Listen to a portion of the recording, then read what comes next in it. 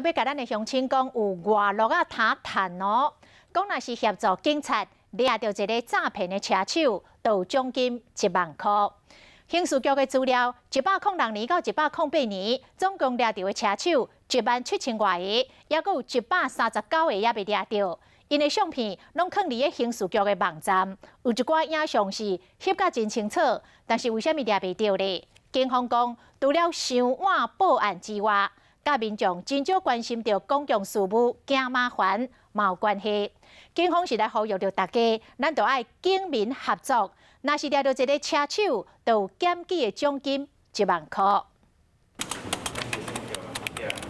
来，想要趁检举的奖金，看这个所在。你知刑事局官网的诈欺车手的专区，内面也佫有139名车手也未被抓到，刑事局有动手。你能够认得的话，提供给我们警方，然后查缉到一个车手，大概有奖金，大概1万块钱。139位车手伫提款的画面背写生字清楚翕落，有直接看镜头，甚至有无挂喙罨，被全台各警察机关通报，放伫刑事局官网。也个话是做关系分类，希望会当警民合作。敢若是106年到108年，全台就逮捕17137位车手，139位大约是占0.8%。明明这影像是清楚公布，煞互人逍遥法外。